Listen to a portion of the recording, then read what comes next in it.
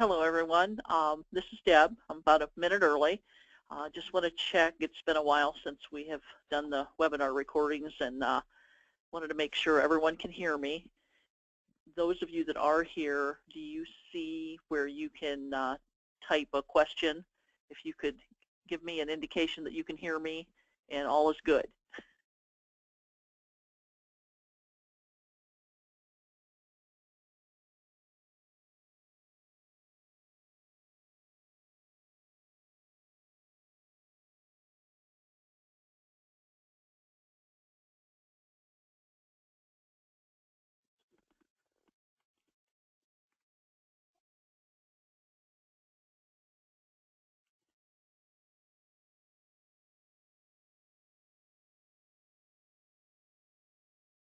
Okay, sorry for the dead air here.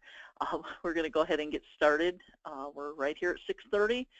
I have a very small group that was planning on coming on board tonight anyway, so we'll just get started. And if you have questions, if you can type them in, I'll try to handle them as we go along. If not, we'll cover them completely at the end with the singles league. This should be a pretty quick meeting, and we'll get you on your way. Just want to remind everyone a little bit about Southeast Michigan with the website. A lot of the information that you'll want to find, you know, and questions that you have can be found on our district website at semich.usta.com. Once you get to the website, if you go to the left-hand side and click on Leagues, and then select USTA Leagues and Captain's Resources, there will be a lot of information there for you having to do with leagues. We are on Facebook. If you go to our website, there's a place to just click on for Facebook, and it'll take you right over to that. We also have information on Twitter, and if you're interested in joining that, the link is available also on our district website. Just want to let you know, as for those that haven't been to one of the meetings before, we are the 6th largest league in the country, and we, you know, thanks to you as captains, we keep people busy on a tennis court. We do have a few incentives that are out there for new members. Juniors or adults, new members can receive a free US Open hat with their new membership.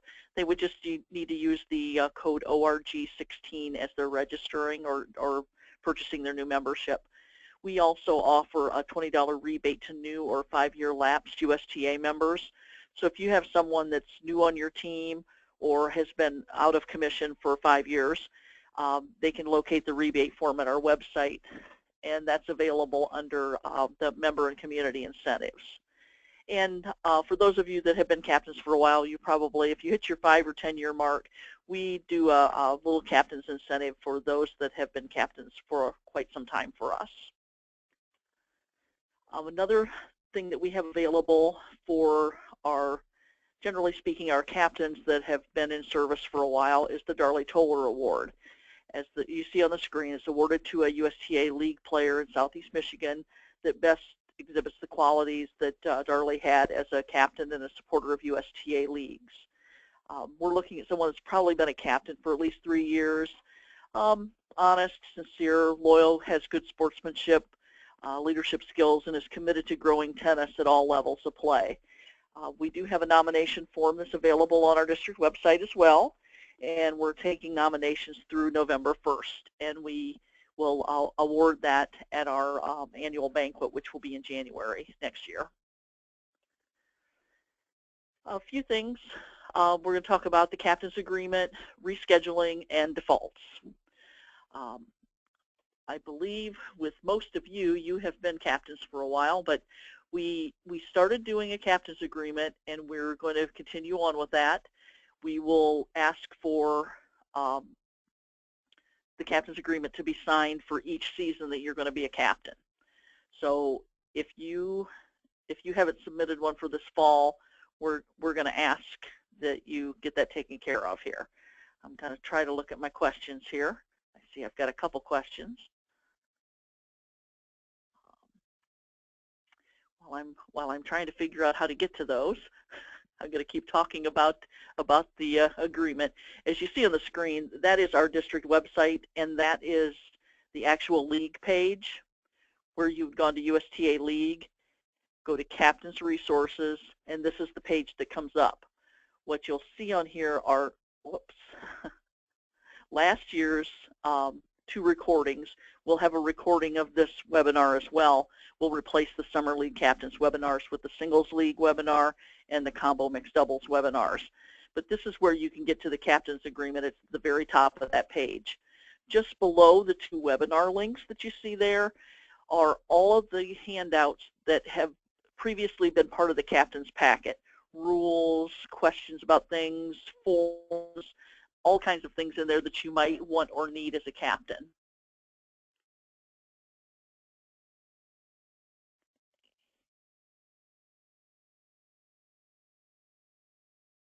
Okay, the Captain's Agreement is basically your sign-off that you're going to be a good citizen, that you're going to share your information with the other players on your team, just basically so that you know, we kind of have your attention, that we're looking for you to kind of take care of things and be a good captain. I want to touch on the total team default policy. First of all, the first thing I want to say is that as a league, we do not have a huge problem with teams that total team default. But when we do have a problem, it becomes a big problem. We have worked really hard through the league committee to come up with a step-by-step of what's going to happen if you do total team default a match, so that no one is surprised. And basically it boils down to, first of all, you need to understand that a total team default occurs if you don't play any courts, or if you don't play enough courts to meet the minimum courts required. With your singles league, you have to play at least 2 out of the 3 courts for it to be a legal match. If you only take 1 person to play, that's not a legal match. If you do end up with a total team default, or someone in your league total team defaults, the team that has dropped all of those courts is required to pay for both sides of the court, all the matches. So $18 times 6. We will send out an email. Non-payment will result in the captain and players could be suspended for a year. All suspensions begin at the end of the league season. The second situation with this is if a team has a second one. Basically, we're going to look at the same situation where the team is still responsible to pay for the courts. The team is also penalized $100 that's paid to the district, and the captain will be suspended for just short of a year, 364 days. Again, that is generally not an issue. We have plenty of teams that are able to drop 1 court, but they field at least 2 courts, and that is a legal match. So with those, you don't need to worry about it's not a total team default if you field at least 2 of the 3 courts. And I'm sorry, I'm still trying to figure out where it is that I can find your questions, because it looks like I have 2 people with questions, but I've not been able to find on here where to click to get to them. So, okay. With total team defaults, one way to avoid that is to attempt to reschedule your match. But I know those are challenging as well, especially in the fall and the winter, because the court space available is very limited. Another thing that we have in place in the fall is a limitation on where you can reschedule some matches until the junior team tennis matches are scheduled. First of all, with rescheduling, both captains have to agree to a reschedule. The only exception to that would be is if we have a team that's qualified for nationals. We would like the captains to try to work that out on their own first, but we don't ever want to be in a position where a team has to choose between going to nationals or playing in a local league match. Unfortunately, when we do the scheduling for the fall, sometimes we don't know exactly who those teams are going to be, especially with mixed doubles. So sometimes there is a conflict. Hopefully, like I say, both teams will work that out, and it'll be handled by the captains as it's supposed to be. Another thing that happens in the fall is that the junior team tennis schedules don't come out until late October. They start playing October 22nd. So until those matches are all scheduled, our league players can't can't go in there, back and forth to facilities to reschedule matches, December, until we know exactly what's going on with team tennis. The club might think they have space, but it's going to be taken up by a junior team tennis match that they just don't know about yet because things have not been published yet. So anything that you want to try to move around that happens before October 22nd, you have to move it into a date before October 22nd so that we know there's no JTT matches going on before the 22nd. So anytime that you can move something into that, that's fine.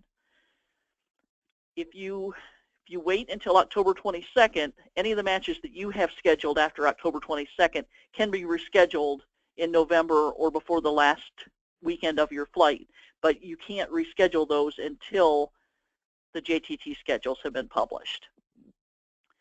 And for our fall leagues, your last day to reschedule is actually the Sunday of the weekend of your last regularly scheduled match.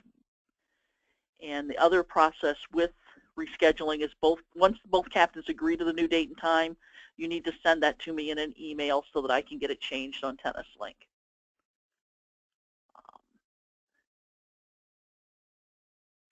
Does anyone have questions about rescheduling?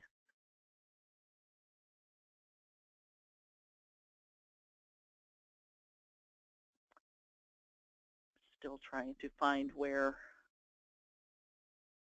I click to find your questions.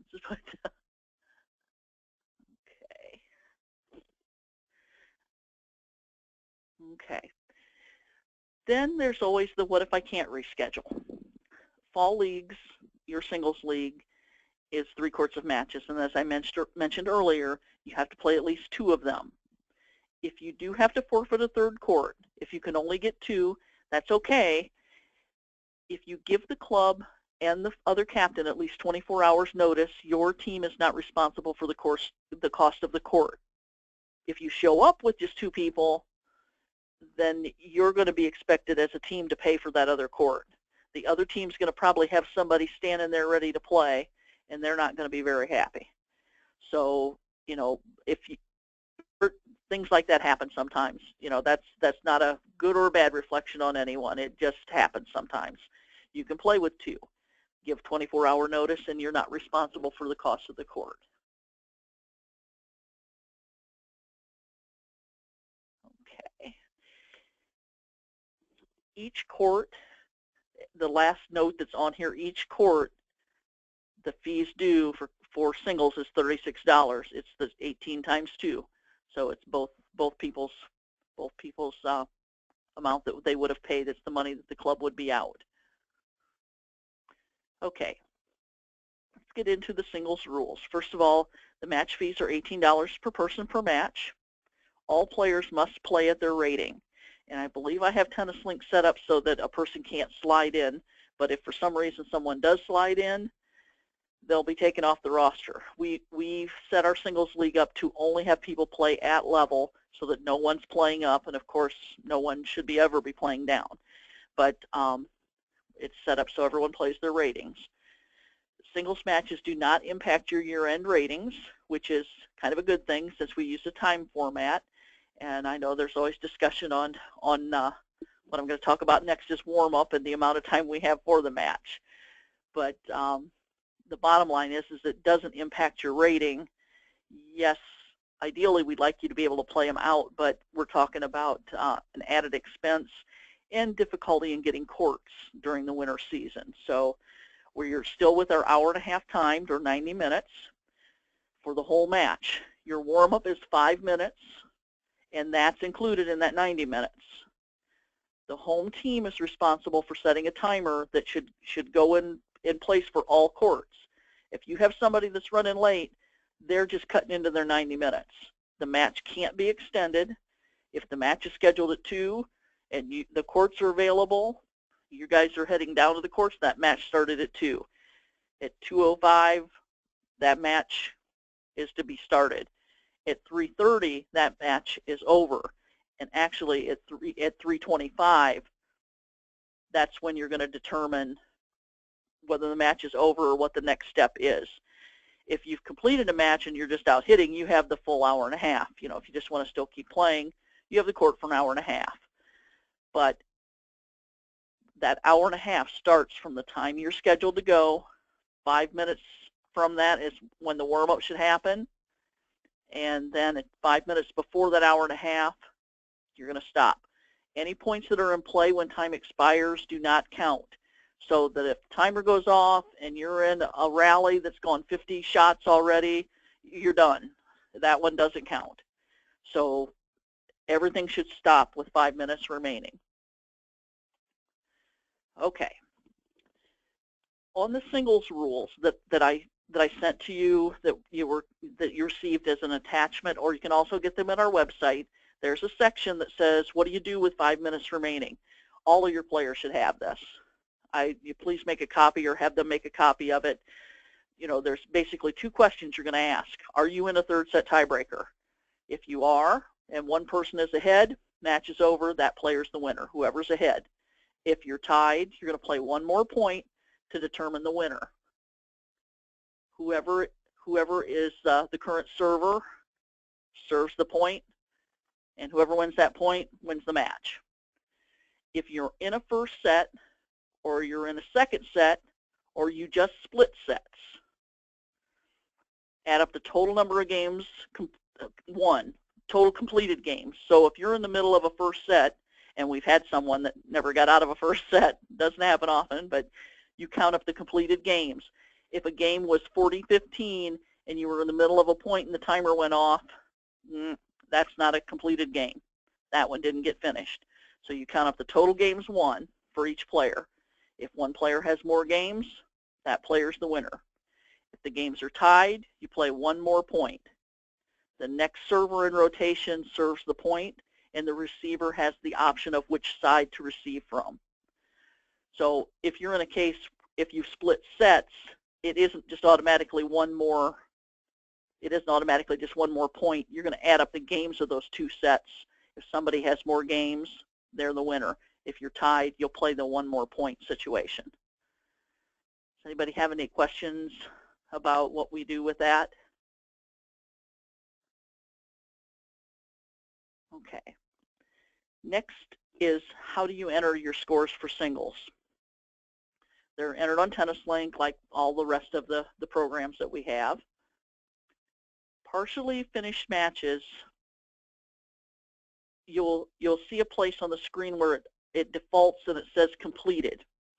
It's off to the right-hand side as you're putting your scores in. There's a drop-down box there. And if it's partially finished, you'll change it to timed match.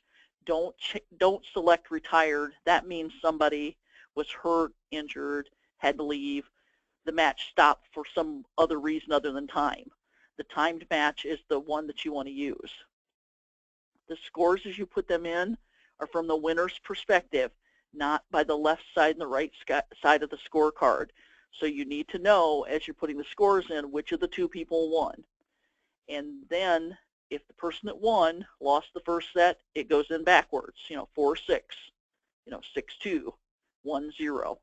And it doesn't matter which side of the card they're on, but the score is always put in from the winner's perspective. If it's a partial score, it's exactly the same way. You put it in partial, 4-6, 4-6, 4-2, whichever, whoever is the winner there. If you play one more point to break a tie, TennisLink isn't sophisticated enough to know it's just a point. You have to enter it in as a full game. Again, go back to the fact that we don't use these for ratings, so it's not going to mess up anybody's rating with a game going in there with only 1 point. Same thing happens if you split sets and you play one more point, and it's going to show up as a full set, third set tiebreaker. It's okay. It's not going to impact your rating. So if you're tied 6-4, 4-6, and you play 1 point instead of having enough time to play the tiebreaker, it'll go 6-4, 4-6, 1-0 for that 1 point that the person's won.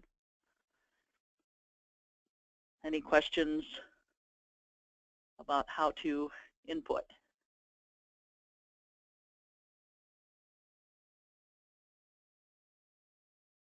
Okay.